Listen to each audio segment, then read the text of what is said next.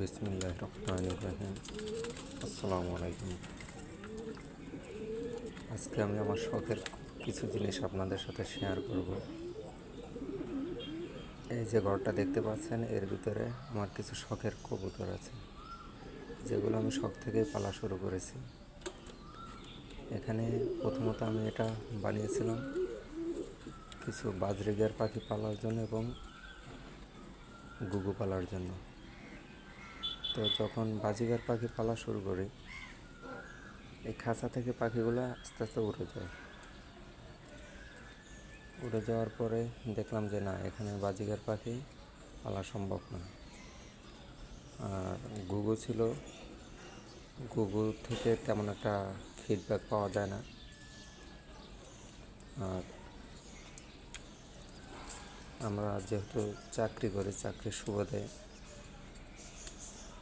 অনেক সময় দেখা যাচ্ছে ছুটিবেলায় বাড়িতে যাওয়া হয়, তাই এগুলো দেখাশোনা করতে গেলে অনেক সমস্যা পড়তে হয়। তাই ওগুলো সব বাদ দিয়ে এই ঘরে কবুতর পালা শুরু করি। আর কবুতর পালা যখন শুরু করি, সেটাও হচ্ছে আপনার বাচ্চাগুলো কিনে আমার ছেলের জন্য আনতে হতো। তো চিন্তা করলাম যে দেখি দু এক জোড়া কবুতর পালার পরে ওই বাচ্চাটা আর কি জবাই করে আমার ছেলের জন্য খাওয়াবো। পরে একদিন হাটে গিয়ে আমি গুগু কেনার উদ্দেশ্যে গেলাম। আমার এক ব্যাটসম্যানকে আমি আপনাদেরকে দেখাবো যে এই যে কবুতর,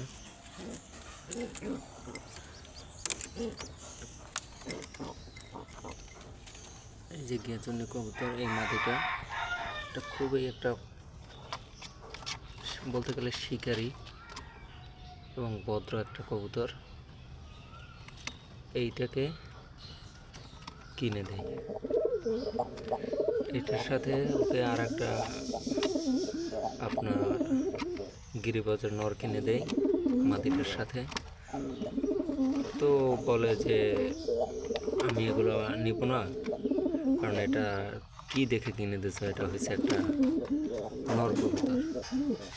পরে আমি বললাম, দেখ, নর হোক আর যাই হোক, তুই পালার পরে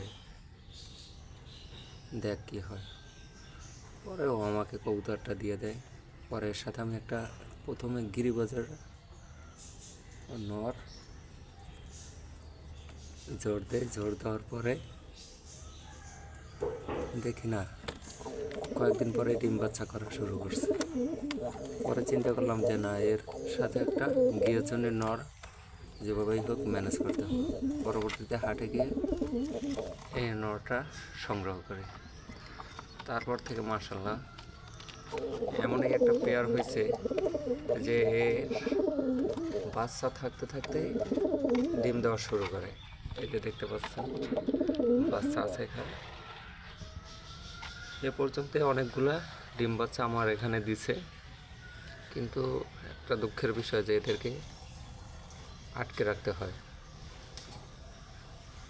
কারণ এদেরকে যে ছেড়ে পালবো এরকম পরিবেশ নাই।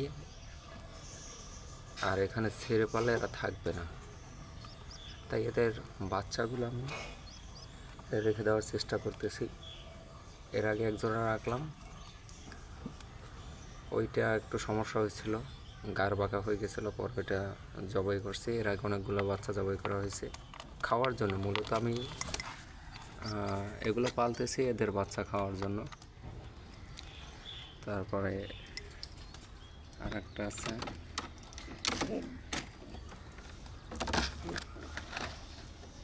এখানে আছে এক জোড়া, এটাও মাশাআল্লাহ ডিম বাচ্চা ভালোই করে। এদেরও আর কি বাচ্চা বড় হওয়ার সাথে সাথে এক সপ্তাহ গ্যাপ দিতে না দিতেই ডিম দেয়। এদেরও বাচ্চা আছে, এদের বাচ্চাও সংগ্রহ করে রেখেছি, আপনাদের দেখাবো একটু পরে।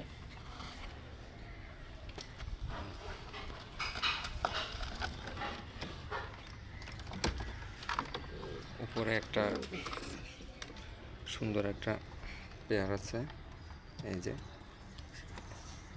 একটা নর, এইটা নর সামনেরটা, আর এই পিছনে যেটা আছে এটা মাদি। এদের বাচ্চা জোড়াও রেখে দিয়েছি, কিন্তু আমার বাচ্চা সংগ্রহ করে রাখার কারণ আমি আগেই বলে নিই, আমি চাকরির সুবাদে বিভিন্ন জায়গায় ঘুরতে হয় বলতে ওরকম না, তো নিজের একটা স্থায়িত্ব জায়গায় পশু পাখি পালা আর মনে করেন বাড়ি থেকে দূরে পালা একটু ডিফিকাল্ট হয়ে পড়ে। আমি বাচ্চা বেশি সংগ্রহে রাখি না, জবাই করে খেয়ে ফেলি, কিন্তু এদের বাচ্চাগুলো আমি রেখে দিছি।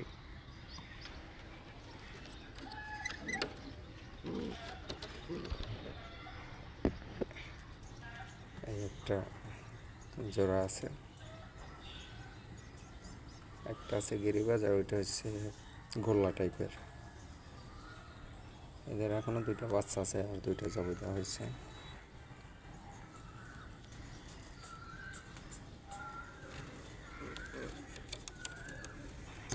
চলুন এদের বাচ্চাগুলো যেগুলো সংগ্রহ করে রেখেছি, এর মধ্যে এই আর একটা পেয়ার আছে। সমস্যা আছে, নটটা খুব সুন্দর, নটটার সাথে প্রথম যে মাদিটা নেই ওটাকে চেঞ্জ করা হয়, তারপরে মাদিটা নেওয়ার পরে দেখতেছি মাদিটাও আর কি আপনার এখন পর্যন্ত কোনো ডিম বাচ্চা করে না। এমনিতে যদি প্লাস্টিকের ডিম দেওয়া হয় ওইটা নিয়েও তা দিতে খুবই প্রস্তুত। চলুন গিয়াচুন্নি এবং ওই যে প্রথম যে কবুতরগুলো দেখলেন এদের বাচ্চাগুলো দেখাই। এই হয়েছে মাশাআল্লাহ এদের বাচ্চাগুলো। গিয়াচুন্নির বাচ্চাটা দেখেন, খুবই সুন্দর, উঠতে পারতেছে। উঠতে পারার কারণে এদেরকে এখন ছেড়ে দেয়। আমি যেখানে থাকি এখানে আর কি একই জায়গায় উনিও যার বাসাতে থাকি উনিও কবুতর পালে, তো ওনার কবুতর ছেড়ে পালে, উনি বলে যে আস্তে আস্তে ছেড়ে দেন বাচ্চাগুলো, যেহেতু বড়গুলো ছাড়তে পারতেছেন না, দেখবেন এগুলো থেকে যাবে। তো এগুলো আর কি যারা কবুতর পালে সে যেখানেই থাকুক না কেন মন চায় যে কবুতর পালি পুষি, কিংবা দেখলে কিনতে মন চায়, জায়গা থাক আর নাই থাক। তারপরে অল্প জায়গার মধ্যে অনেকগুলো কবুতর হয়েছে মাশাআল্লাহ, দেখতেই পাচ্ছেন। এগুলো কিন্তু হয়েছে আমার এই যে বাচ্চা খাওয়ার জন্য 2-1 জোড়া কবুতর কিনলাম, ওই থেকেই কিন্তু আবার দেখা যায় যখন ডিম বাচ্চা দেওয়া শুরু করে তখন কিন্তু আপনার এগুলো বাড়তে শুরু করলে বোঝা যায় না যে কখন এতগুলো হয়ে গেল। আর আরেকটা জিনিস দেখাই, প্রথমে আমি 10টা কোয়েল পাখি নিয়েছিলাম, তখন আমি বুঝতে পারিনি। তো 10টা কোয়েলে একদিনে 10টা ডিম দেয়, ডিম দেওয়ার পর তারপরের দিন সকালে এগুলোকে জবাই করা লাগে, কারণ এগুলো যে অসুস্থ ছিলাম বুঝতে পারিনি। তারপর আমি আবার 6টা বাচ্চা নেই, তো 6টা হচ্ছিল পুরুষ, যেটা আমি বুঝতে পারিনি। তারপরে ওগুলো জবাই করে খেয়ে নেই, এরপরে আবার 6টা বাচ্চা নেওয়ার পরে এর থেকে 3টে আছে। হ্যাঁ, অনেকদিন পালার পরে দেখি হ্যাঁ ডিম দেওয়া শুরু করলো। একটা আপনার ঠুকরি করা অবস্থা খারাপ করে দেয়, পরে ওটা জবাই দেওয়া লাগে, জবাই দিতে হয়।